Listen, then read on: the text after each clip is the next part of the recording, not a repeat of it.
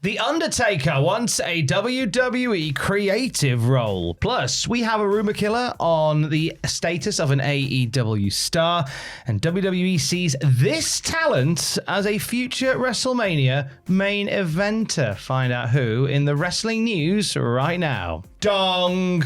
Not my words, the words of Ding's brother. Let's talk The Undertaker to start off with, shall we? Yeah, I'm not going to miss you. Undertaker pushing for a WWE return, but not in the role we perhaps expected him to see. Not in front of the camera in any way. Conan talking about this on Keeping It 100, saying that The Undertaker wants to get into creative. Conan says he likes it a lot, and he was in creative at Money in the Bank, he was at Worlds Collide, and he's very interested in being part of the creative team. Now, because this is Conan talking, sometimes pinch of salt and all that. However, he's been around WWE's product a lot lately, and he will have seen things behind the scenes, and I think there's probably a bit of truth to this, isn't there? Well, I think Undertaker would be keen to get more involved in the product. We've seen him doing the trainer role for WWE LFG. Mm-hmm. His podcast is now under WWE's umbrella. It's now 6 Feet Under with The Undertaker and Wacky Wife Michelle, which is the new jingle. So I think he's getting more and more involved in other stuff. But the creative element, I think, is something that he's probably not really delved into. So this is obviously something he'd like to tick off. Yeah, it is noted here as well that he's only willing to do it if all of the female creative writers are replaced by Michelle McCall. But that's a joke. That's a joke. And every storyline ends with a casket match. That's the best way to end a story. I love that. If all his frames of reference are all skew, well, based on what I know is successful, this feud here with Jada Parker and Jordan Grace should end in a casket match. One of them being killed and taken to heaven by Marty Jannetty. He does sound like that, The Undertaker. He does sound exactly like that. Am I right? Is this on? Yeah, I mean, you listen to his podcast and he's still super passionate about wrestling. And I imagine, I can see him fitting into that role really nicely. Jokes aside, I think he'd have some good ideas, wouldn't he? Yeah, I think he'd be a good person to have around backstage as well. I think he's, well, as you say, he is a WWE guy through and through. He's one of, regardless of whatever you think of like later matches, he is a legend of the game. So I think to have him around more would certainly be a benefit to younger talent coming through. They can, bend his ear on certain things. That's it. The role bleeds over into other stuff, doesn't it? It's not just about coming up with fun storylines and that. If he's about, you can grab The Undertaker for a 5-minute chat and talk about your creative or your match or whatever. Yeah, he's cool. What should I do for me finisher? I think you should, judging by the optics, you should do a choke slam and a tombstone. Into a casket. Into a casket every night. That's exactly how I talk. Am I right? Hey, here's some good news for fans of SmackDown and even people who don't like SmackDown. This is good news for you as well. Dave Meltzer shared some details on SmackDown's run time. Yeah, talking about a Variety report saying that the Rainmaker, which is completely unaffiliated with Kenny Omega, SmackDown is going to be returning to 2 hours starting on August 15th. He said, Variety reported that the Rainmaker, nothing to do with Okada, I just said Omega, I'm a moron, that's why I'm leaving, debuts on USA on the 15th of August at 10 p.m. That would indicate SmackDown goes back to 2 hours that night. Stop typing your comments, you can delete that right now. I've corrected myself. Well, Dave's corrected me.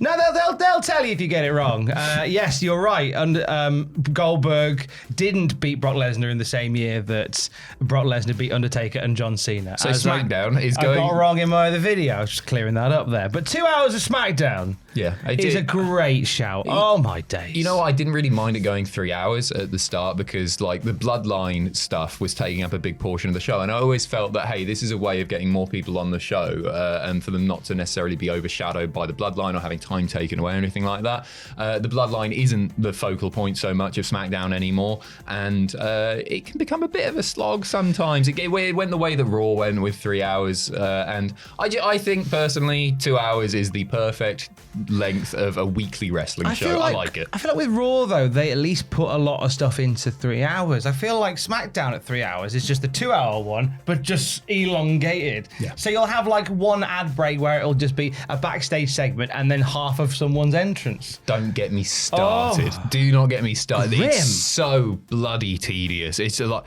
That Saturday night's main event, I think, is the worst that I've seen it ever, when it was like, yeah, you're right, ad break, and then you get sometimes literally just an entrance, or the entrance, and that was it. So yeah, I don't think this is a bad thing at all. Obviously, it doesn't really change the number of commercial breaks that we're going to get in the 2-hour period. There'll just be a third less, but you'll still be interrupted. But yeah, I think this is a good thing, personally. It is a good thing.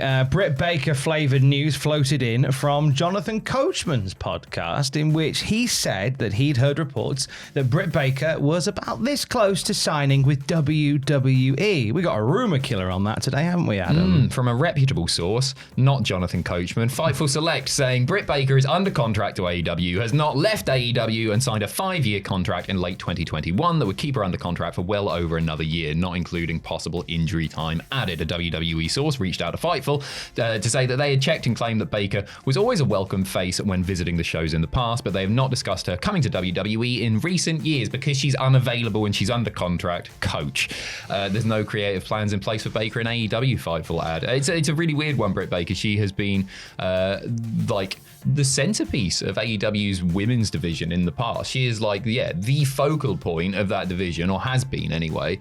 And then various bits of drama, and I can't really make heads nor tail of it, to be honest. I can't get my head around what exactly has happened there. I think in the ring she is tremendous. When she can be asked, when she's on. She's really, when really it's a product that she's really connected to. That's it, but you can't behave like that. And maybe I'm reading between the lines here a little bit, but the impression that I get is that you're right. If she's not into something, you can tell on screen, and you can't do that. No, it's not your job, is it? No, you've got to suck it up. Unfortunately, we've got to wait a little bit longer for that inevitable WWE debut, where she returns as the daughter of Isaac Yankem DDS, which I think is just easy money that WWE is just leaving on the table. Have they not? If they don't approach her when her contract expires.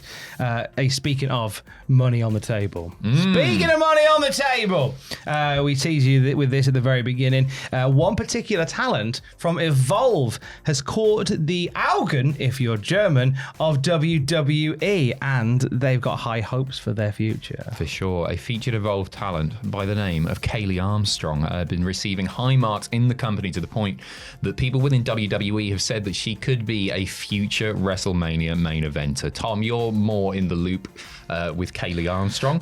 For sure, I went and watched 2 matches before we filmed this thing because I wasn't entirely sure who she was. She looks good. She looks the part. But if you've watched 2 matches, you pretty much almost watched her entire catalogue. That's it. She's relatively new. She's a track and field standout that was brought in during a tryout last September. She's popped up on Level Up a couple of times, but she's immediately got it. There is an energy and an aura about her. She does a lovely pounce as a finish, which I think really suits her because it kind of leans into that track and field style. She gets the run on and the arms pumping before she, bam, whammy, knocks them down. It's really, there's something about her energy that I really like. I would not have thought that she was somebody that WWE would go, she's going to headline WrestleMania, but they have different sets of eyes than I do. I still think she's brilliant, but I love the fact that WWE have actually gone, know what, we can actually put even more stock behind her.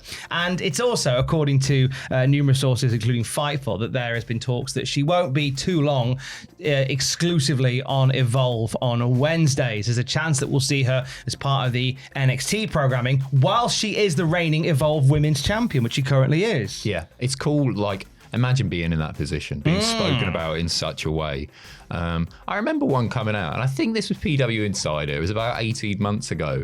And I think it was Julius Creed. They were like, he is a future WrestleMania main eventer as well. It's cool that they sort of pinpoint those people. Best of luck to Julius Creed as well, by the way.